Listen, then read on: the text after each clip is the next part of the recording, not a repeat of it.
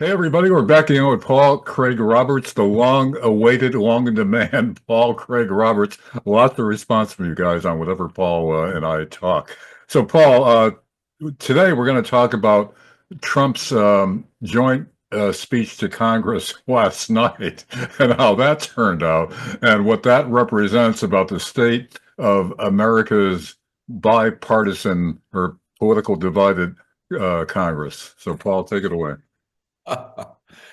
Well, Larry, sometimes Trump is a bit grandiose, Good TV. but his uh, his speech, the Democrats made it highly successful for Trump. I would say this was extremely successful a speech because the Democrats reveal themselves for what they are. They're anti-American. This is the same bunch of people that gave Netanyahu, a mass murderer, if not a genocide perpetrator.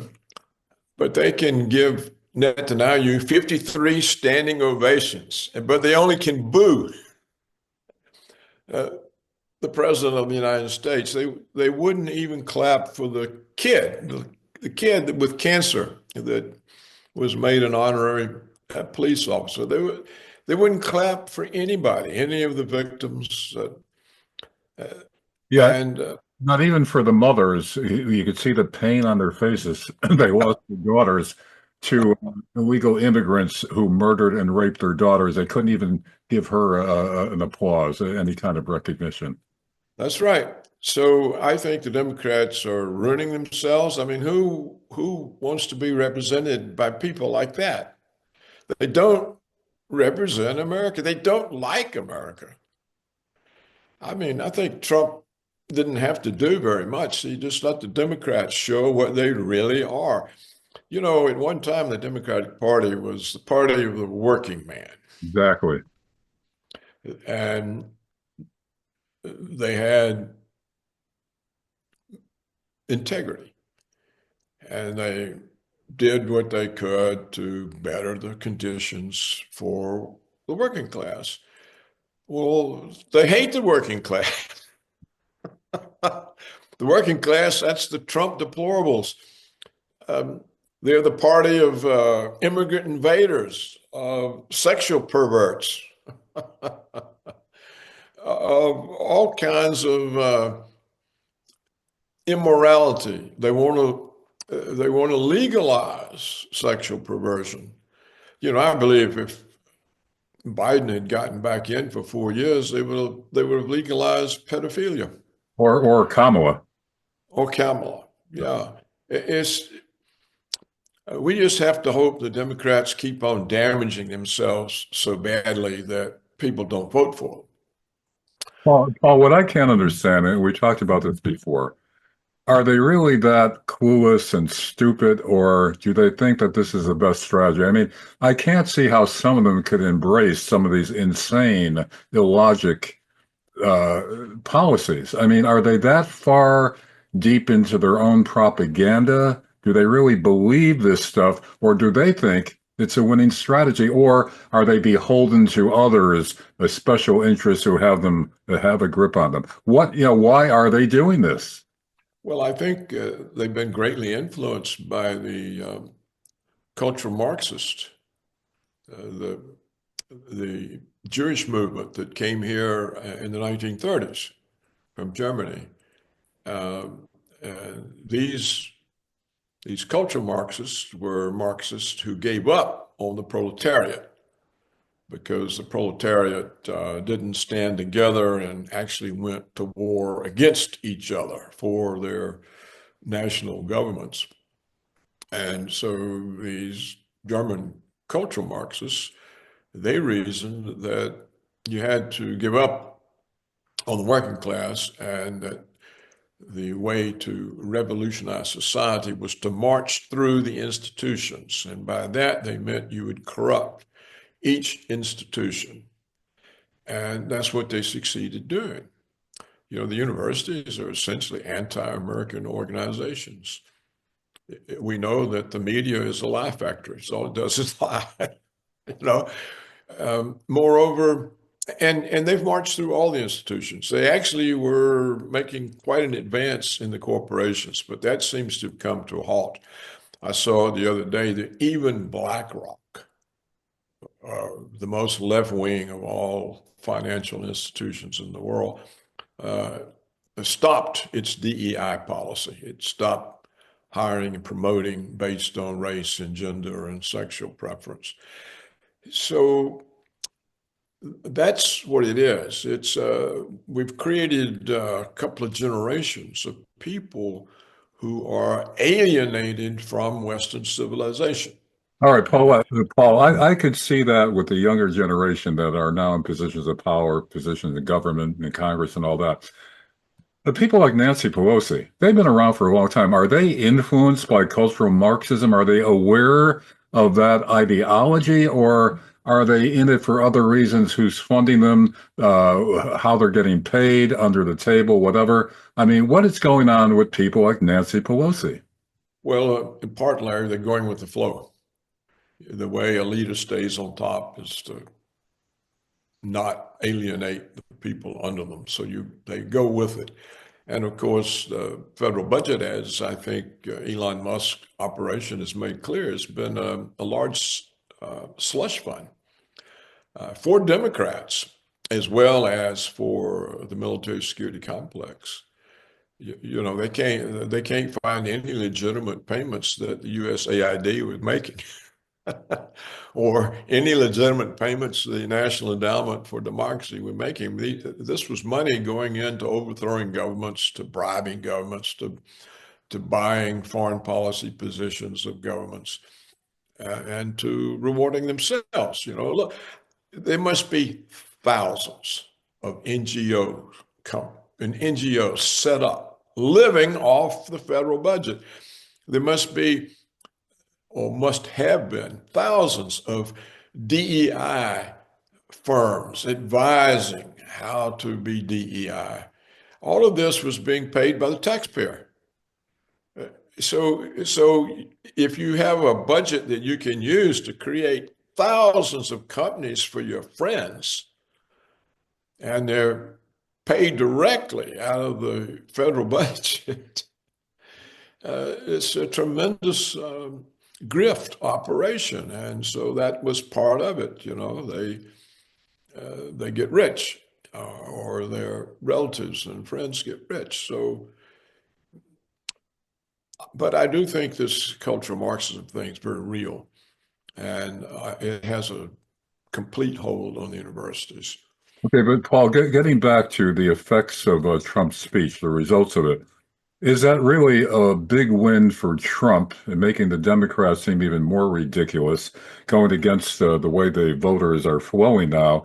Or will they be able to put in enough propaganda, how bad he spoke, disrespectful, this and that? I mean, in other words, between those who applauded Trump's speech and see the logic to what he was saying, and those who've been constantly bombarding the public through most of the mass media about how despicable Trump is, and he showed his true colors. He reinforced that last night because of the way he spoke so harshly about the Democrats, this and that. So, in balance, how much ground did Trump gain? I think he gained a tremendous amount, and it was due to the Democrats. And I think his supporters, which for now are majority of the electorate, they very much enjoy when he rubs the Democrats' face in it. I mean, just imagine the joy people got when he spoke about the Biden regime weaponizing law in order to prosecute its enemies. Me, he said. And he said, and then he looked at the Democrats and pointed to them and said, "It didn't turn out very well for you, did it?" And Well, then when he addressed Pocahontas. uh, so I think people have long awaited someone who would stand up to them and rub their faces in it. And they're now getting that, and they enjoy it. And the Democrats are ridiculous. I mean, they really are ridiculous. What do they stand for? Sodom and Gomorrah.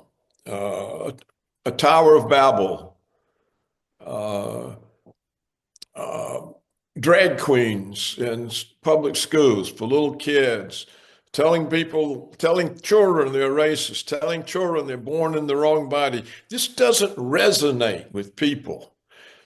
Uh, it doesn't even resonate with immigrant invaders. Yeah, they're more conservative. Yeah, it only resonates with Democrats. And it's not what people want. And I think that you see what I noticed what CBS tried to do. They tried to get the focus off the real issues and put it on inflation. Yeah. Well, of course, inflation this originated with the lockdowns. Now, Paul, Trump has been in office a full month now, and he still hasn't brought down prices. So he's a failure, right? I mean, the stuff they throw out, can people really believe that? He's been in office for a month and they're blaming him. Prices are so high. Well, there are always some people who just resent somebody being president because they're not. The people, some people rejoice in the success of others. Some people get very angry about it. And those people always hate the leader, no matter who he is, because they resent that somebody got somewhere further than they did. And that kind of resentment is always a danger to any leader. I noticed too that CBS tried to make an issue. They said, well, Trump is the one who pardoned 1,500 violent protesters who injured 140 policemen. Yeah. 140 policemen injured. Oh boy. Have you ever heard that before? I've never heard that. Yeah. This is amazing. I don't even think there were 140 policemen there. By the way, for the viewers who are familiar with my podcasts, I did a recent interview with somebody who was a January 6th insurrectionist who went to jail for 60 days for virtually doing nothing. So he tells the other side of the story that the mainstream media won't, that most of those people were peaceful demonstrators. There were agitators in the crowd stirring them up. I think it was an inside job, but most of those people, they were ushered into the Capitol. And so I mean, this whole thing is so much propaganda, and people never get the other side of the story. Well, I think the people know that, and they've given up on the print and TV media. They're all failing. Look, the reason the reason the Democrats and the media are upset is all of their grift is being cut off.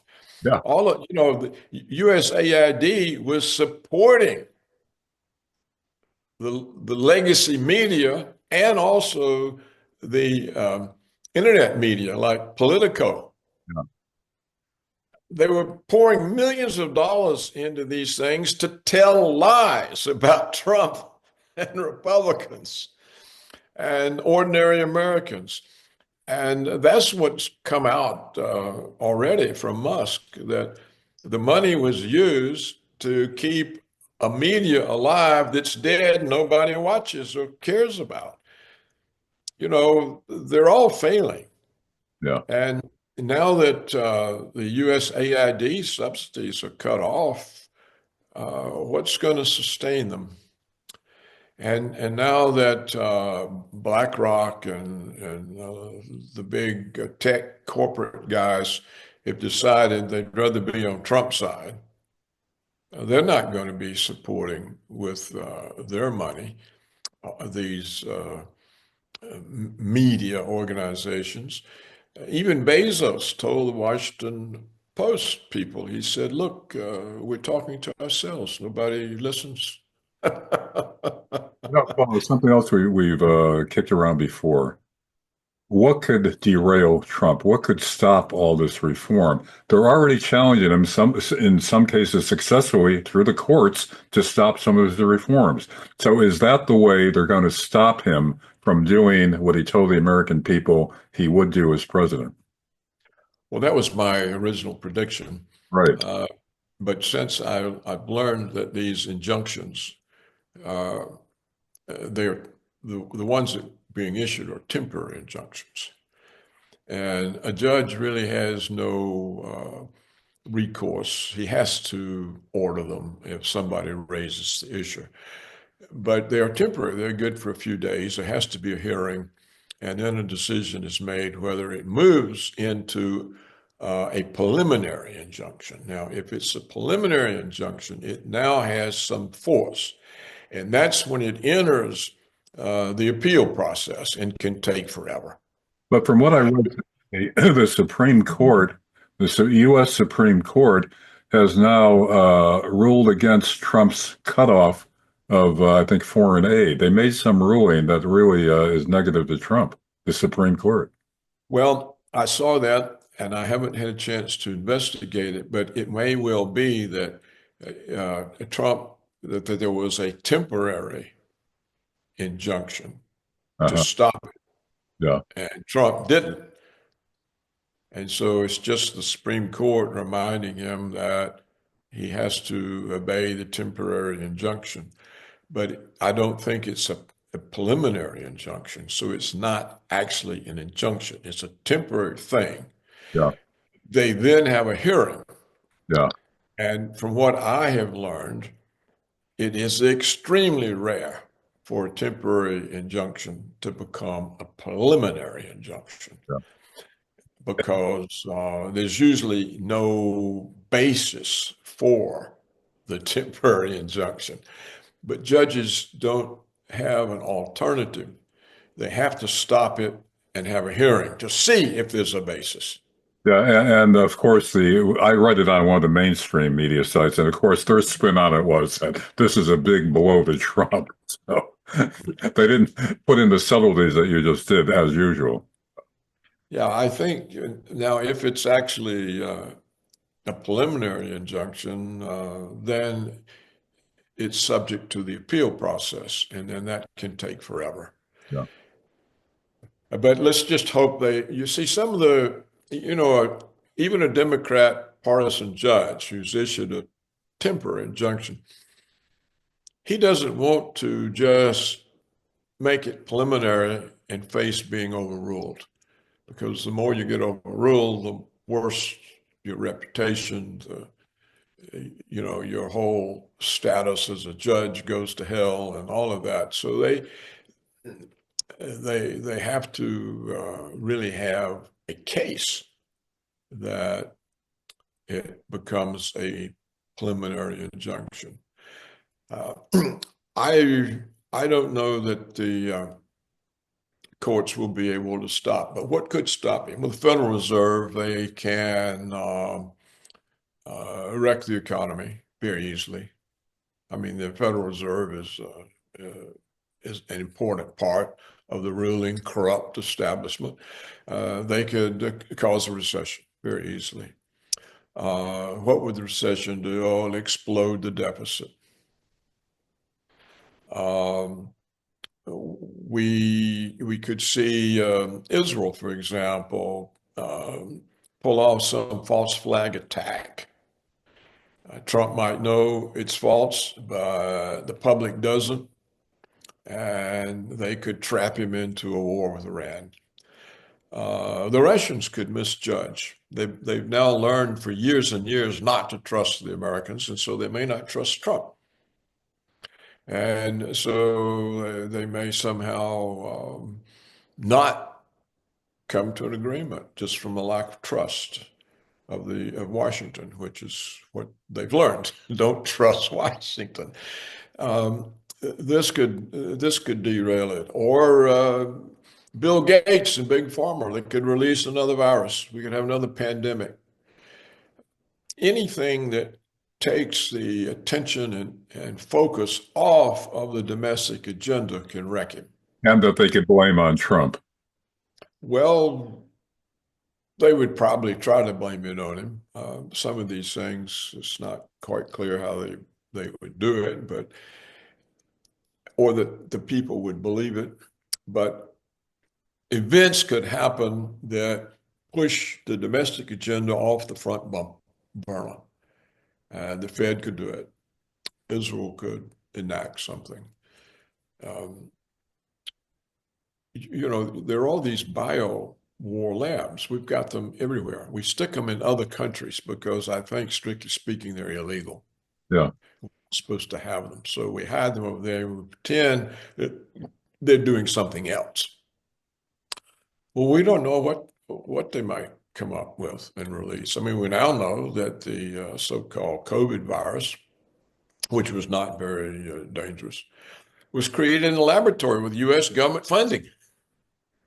So, well, how did it get out? It didn't get out in some accidental way.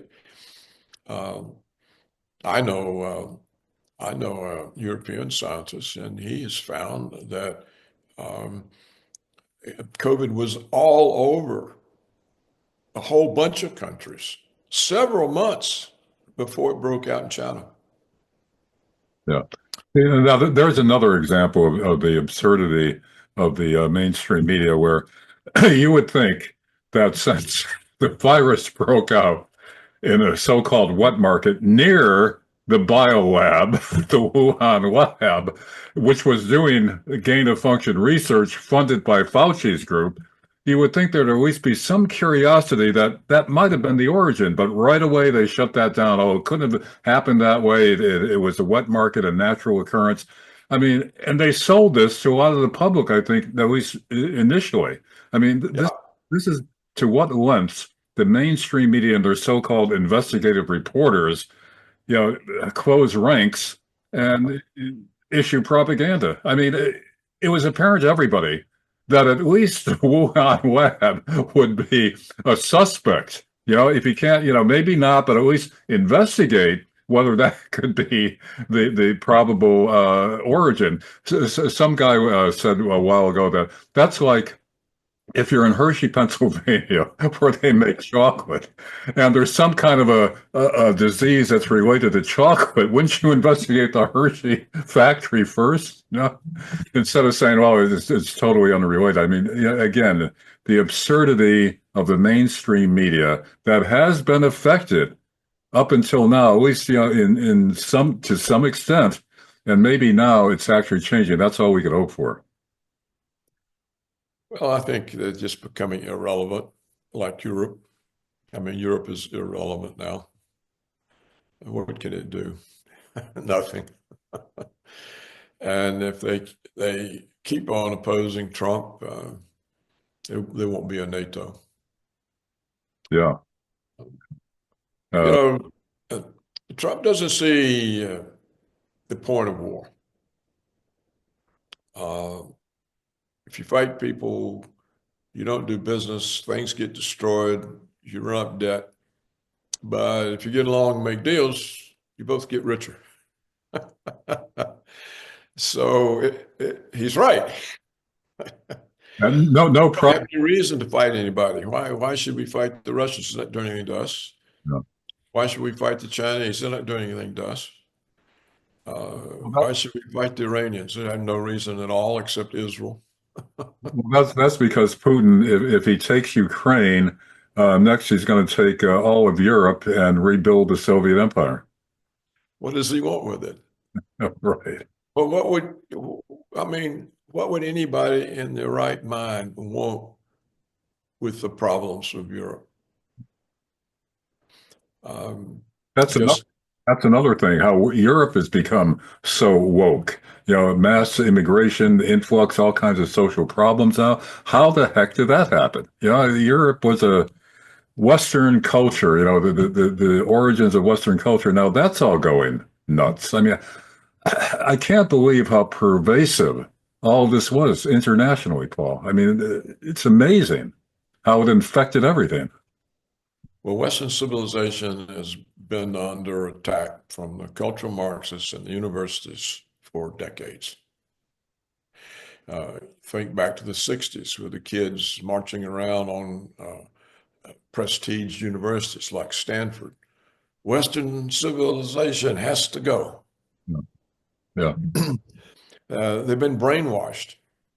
The Democrats are people who went to school and were taught that Western civilization was evil and had done bad things to women and blacks and whoever, and it took with them, and so they are essentially alienated from the culture they live in, and so they're not supportive of it.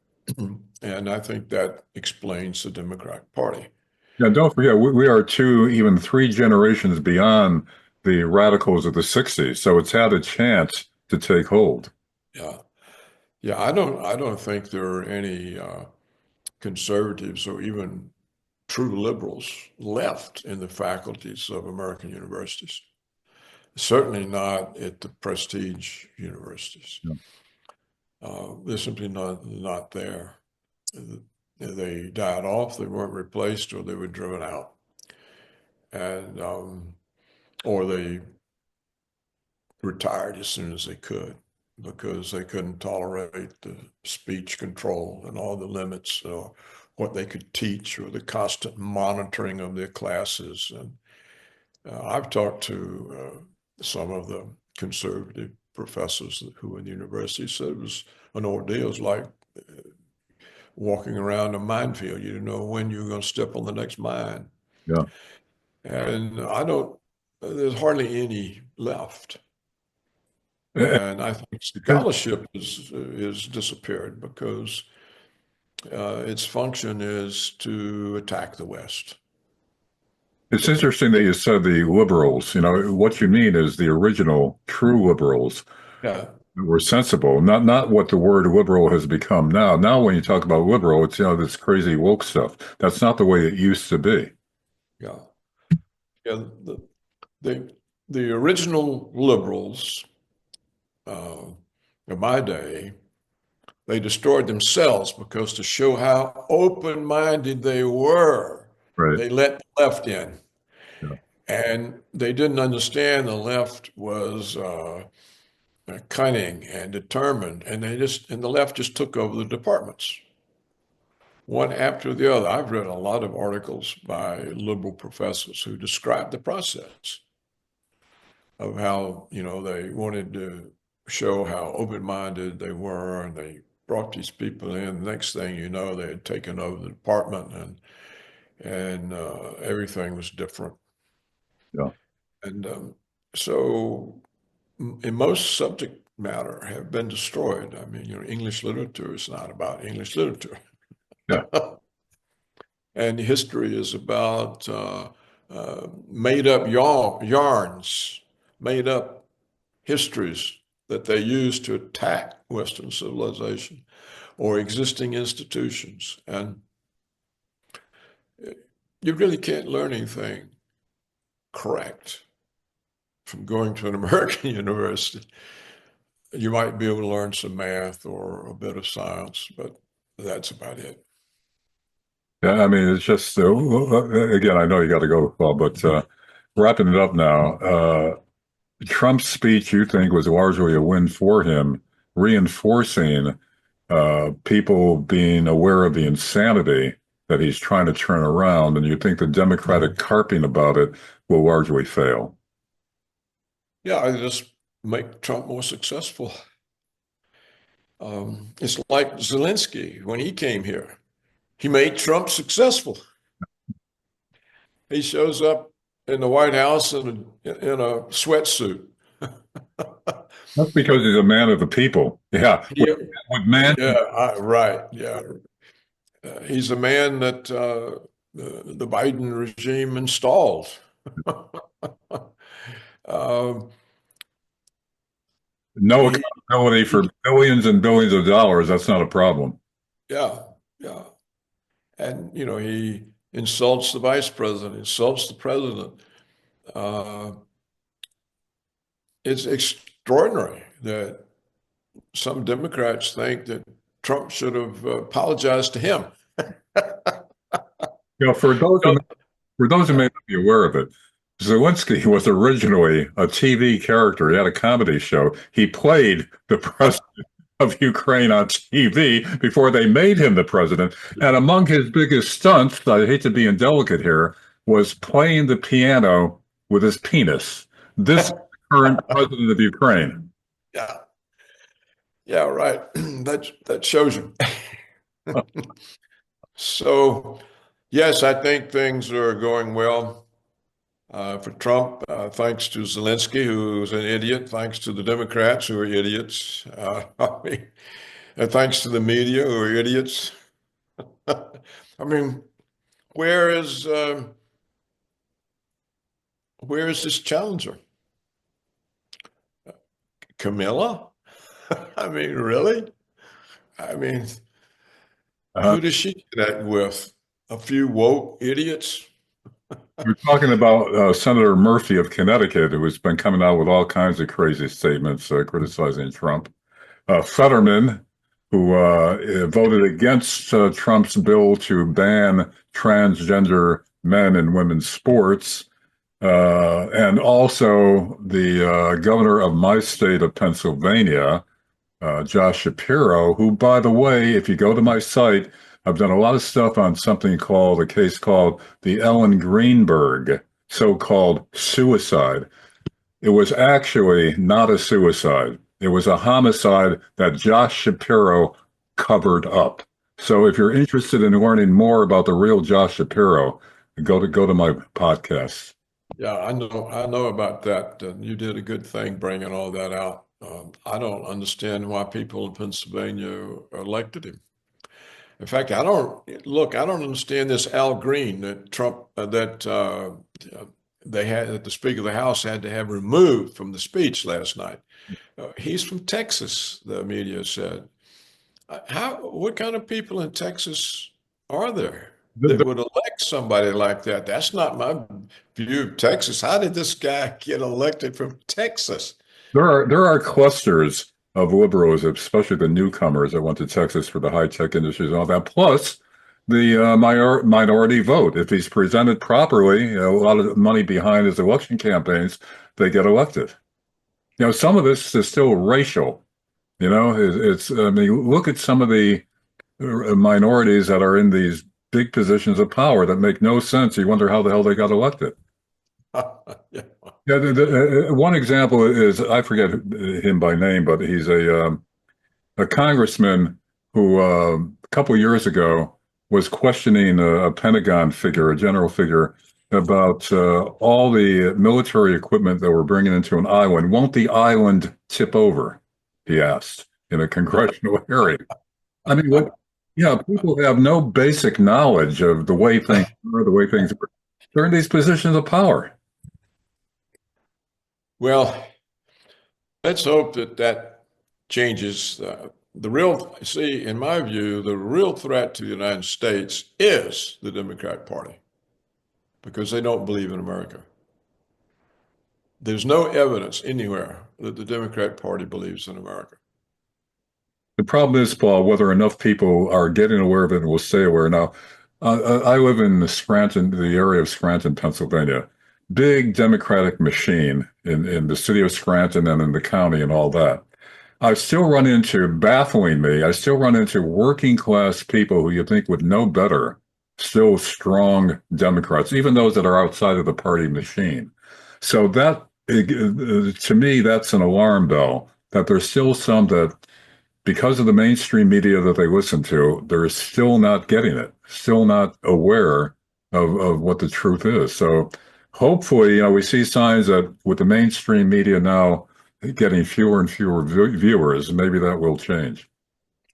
Maybe we have to hope it because our enemy is not Russia, it's not China, it's not Iran, it's the Democrat Party because the Democrat Party is anti-American. You know You what I can found? see it everywhere. I found very encouraging was to hear Vice President Vance in Europe tell them that the biggest danger to America and Europe is not China or Russia, but internal decay, which we've been saying all along. That's how the Roman Empire fell. That's right. No, that's true.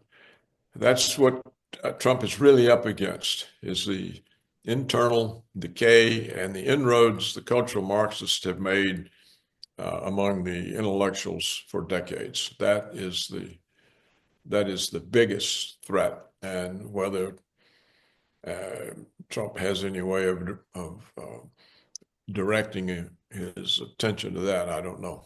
We'll have to see. But so far, thanks to the Democrats, thanks to the media, he's doing good. They Okay. make themselves look foolish. So even if Trump's foolish, he looks good by comparison.